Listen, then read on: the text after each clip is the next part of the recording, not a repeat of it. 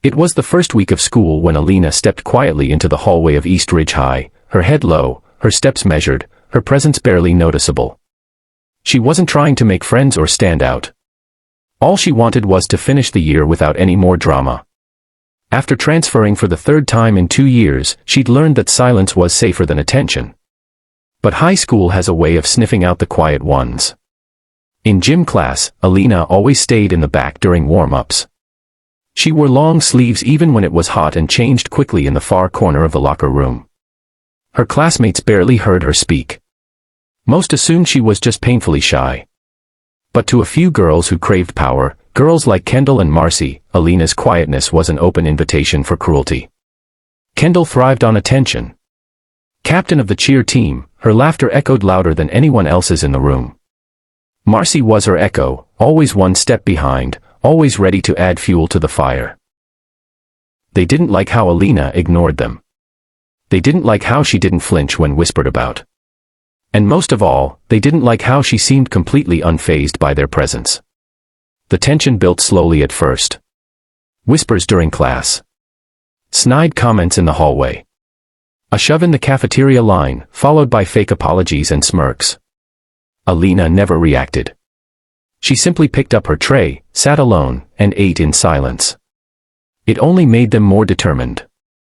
Then came the day of gym locker inspections, when Coach Beasley demanded everyone change into the school-issued PE gear.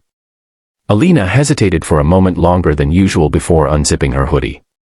That hesitation gave Kendall the moment she'd been waiting for. The locker room was buzzing with chatter when Kendall walked over, her voice loud enough for the entire room to hear.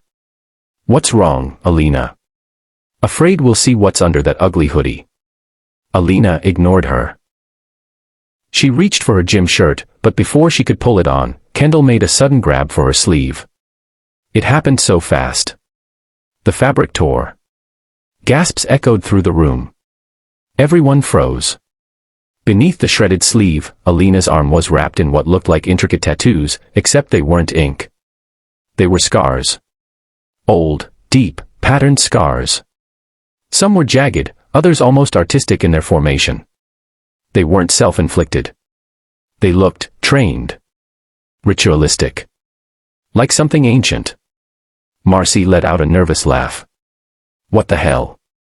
Are you in some kind of cult or something?" But Alina didn't flinch. She just stood there, slowly rolling up her torn sleeve completely, revealing more marks across her shoulder and part of her chest. The locker room fell into a deep, uncomfortable silence. Then Alina finally spoke. "I was trained by monks in northern Thailand. 5 years. Mui Baran." No one moved. "I came here to have a normal life," she continued calmly. "I didn't want trouble. But you tore that choice away." Kendall scoffed, but there was uncertainty in her eyes now. "Oh please. You expect us to believe you're some martial arts master or something?" Alina didn't respond. She didn't need to. The next day, Kendall thought she could win back control by cornering Alina again, this time outside near the sports field. But what happened next became school legend. Kendall lunged. Alina stepped aside like a shadow, grabbed her arm with one hand, and flipped her effortlessly to the grass. Marcy rushed in screaming. Alina moved so fast it looked like a blur, 2 precise strikes to the shoulder and hip, and Marcy collapsed in stunned silence, gasping for breath. No one cheered. No one laughed. There was only stunned silence. A teacher rushed over seconds later, and Alina calmly stepped back, hands raised, not in aggression, but discipline. She spoke only once to Coach Beasley. "They started it. I finished it." Word spread like wildfire. The quiet girl with the scars was not broken. She was forged. Kendall and Marcy were suspended. Rumors of Alina's past swirled through every hallway. Some said she'd trained in ancient temples. Others said she used to be part of underground tournaments. The truth didn't matter. What mattered was this: no one dared bully her again. Over time, something unexpected happened. Students began sitting with her at lunch. They asked questions, not to mock her, but to understand. She opened up slowly.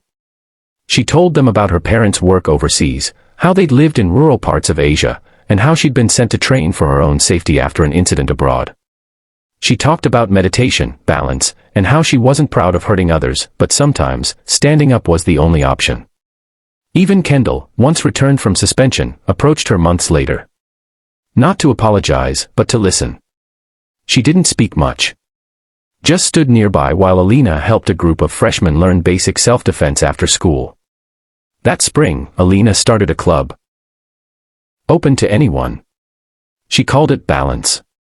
It wasn't just martial arts. It was about confidence, discipline, and emotional strength.